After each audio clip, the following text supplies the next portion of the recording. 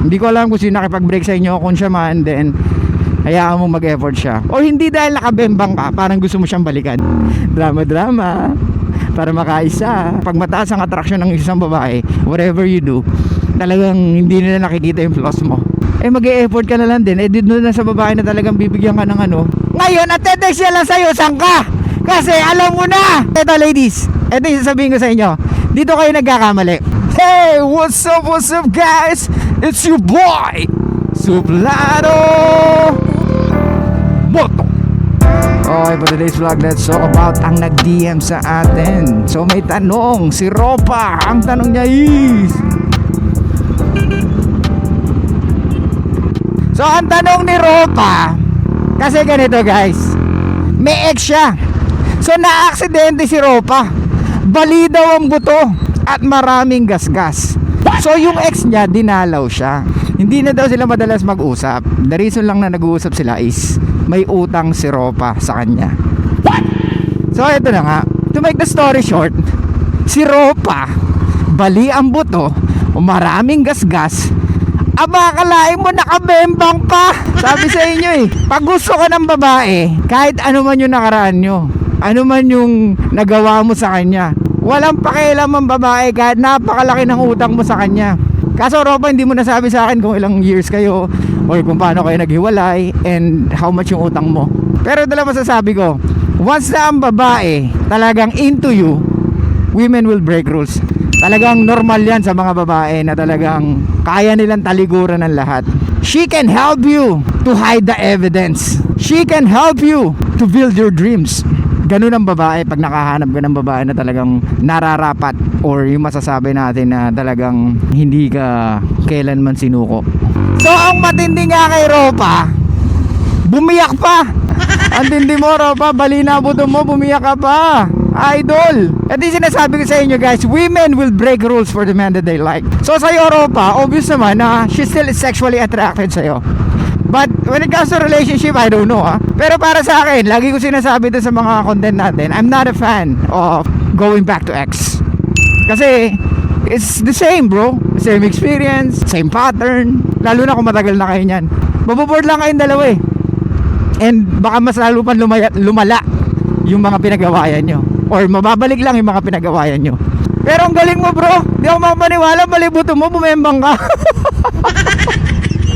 Ang bangis. I doubt na may ginawa ka. Baka puro siya.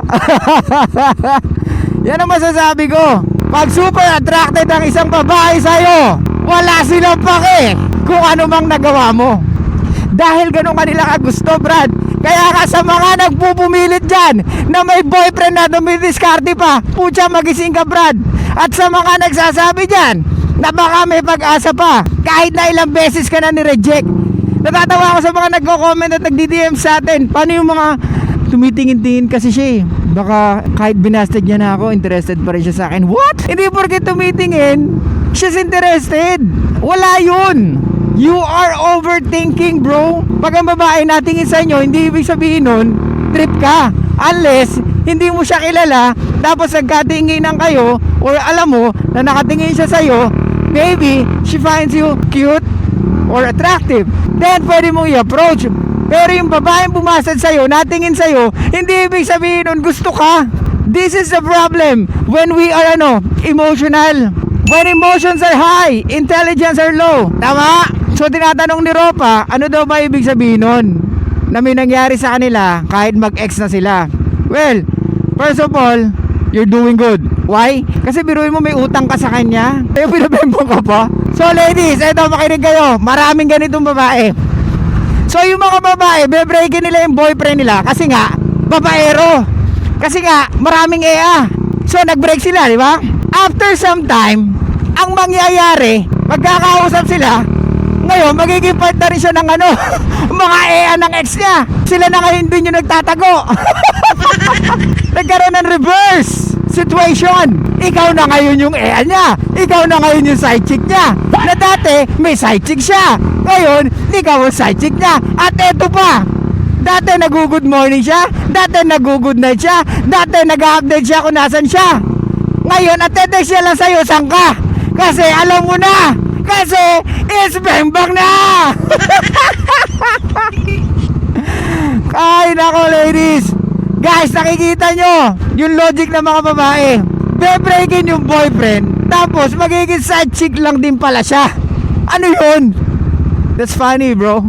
Well, anyway, ito yung sinasabi ko sa inyo, guys. If you're providing something with women, they will never forget you. And they always be there for you. Kahit in a relationship na yan, they will still think about you. And they still wondering about you. Kaya nga guys, sa mga lalaki dyan, pag alam nyo yung babae hindi ganun kataas yung attraction sa inyo, especially sexual attraction, huwag nyo na ipilit. At the end of the day, ganun din naman yung ibibigay mo eh. Yung provision, protection, same lang din. Ganun din yung ibibigay mo sa isang babae. Di maghanap ka na ng babae na talagang gusto ka, di ba?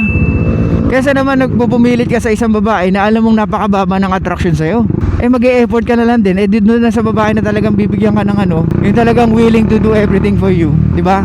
Yung masasabi natin Bonnie and Clyde mo. Kasi mahirap yung ganyan, bro eh. Pinaiiral natin lagi emotions natin na hindi natin alam. At the end of the day, tayo pala yung talo. Lahat ng pinaiiral ang emotions, sila yung talo, Brad. Kasi hindi mo nakikita kung ano yung pwede mo maibigay at kung ano yung pwedeng mawala sa'yo at the end of the day. Especially yung oras mo. Kaya nga hindi ako fan ng ano eh, bumabalik sa ex eh. Why? Alam mo yun, same lahat ng pangyayari. Baka end up niyan, boring na boring kayo sa isa't isa. At eto pa, wala kayo opportunity to grow. Gets? And eto pa, para sa akin talaga, once na, kaya nga ex eh. Di ba? Ladies, sa inyo naman, kung ayaw nyo mapunta sa side chick, kung ayaw nyo mapunta sa sex category only, then, pagtaas ka naman ng konting standard mo.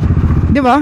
Well, hindi natin mapipigilan kasi nga, yung emotions nyo yung pinaiiral nyo. Kaya nga guys, din lamang natin sa kanila, sa mga babae. But I'm not saying na kailangan natin take advantage yan. Ang sinasabi ko dito is, once na ang babae na in love, or once na ang babae may pagtingin sa'yo, talagang hindi mo mapipigilan yan. Talagang pag mataas ang attraction ng isang babae, whatever you do, talagang hindi nila nakikita yung flaws mo. Same thing sa lalaki na masyadong emotional, hindi nila nakikita yung flaws ng babae. Hindi nila nakikita kung paano sila i-manipulate, kung paano sila i-frame. Kaya guys, please always be aware sa nararamdaman nyo. Ano ba to? Bakit ganito ako?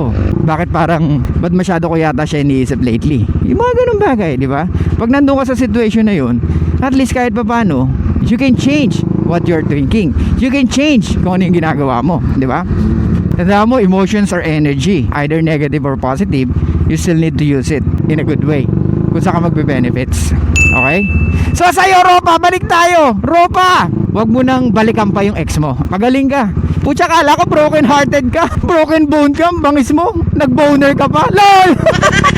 Eto bro, pinaka the best sa mapapayo ko, wag mo nang balikan. Magpagaling ka and bayaran mo yung utang mo sa kanya para at the end of the day wala siya may sumbat sa'yo. Guys, nakita nyo yung storya niya. One of the good example na masasabi ko na pag ang babae mataas ang attraction, wala silang pake. Di ba? Bali-bali buto mo, may utang ka sa kanya. Pucha, pumunta siya sa bahay niyo para magpabembang. Alam niya weakness mo, Brad. Hindi ko alam kung pagaling ka na o kakakano mo pa lang eh. Pwedeng baka nagdrama ka. Hindi mga ganyan lalaki. Drama-drama para makaisa. LOL. Anyway, ang babae naman, willing naman mag-open ng legs basta talagang mataas ang attraction sa'yo. Okay? So bro, there's a reason why kung ba't kayo naghiwalay. At alam mo yan, maraming reason. Isipin mo kung bakit ba kayo naghiwalay. Hindi yun dahil masaya ka, gusto mo siyang balikan. O hindi dahil nakabembang ka, parang gusto mo siyang balikan. Hindi ganun bro. Hindi yun ang rason para babalikan mo ang ex mo. Guys, ganito hindi porket nabembang nyo ang isang babae, makikipagrelasyon na kayo. Gets nyo? Meron may nag-message sa atin dahil nabembang niya, napilitan siyang ligawan yung babae. Kahit hindi naman siya ganun ka-attracted dun sa babae. So maling-mali yun bro. Ang tawag dun, awa. Naawa ka. Diba? Hindi pwedeng ganun bro. You're so fucking nice. You are sabotaging yourself. So bro, hayaan mo na lang muna siya. Wait for her to message you. Wait for her to initiate the conversation. Huwag ka agad mag-message. Hintayin mo yung message niya at kung ano yung sasabihin niya. Hindi ko alam kung sino nakipag-break sa inyo, kung siya man, then hayaan mo mag-effort siya kung talagang gusto kanyang balikan. Okay, pero para sa akin, hindi na ako babalik. Well, that's for me. It's all up to you. Okay? So ilan guys, thank you so much. I'll see you guys next time. And bye-bye. Show love and peace out.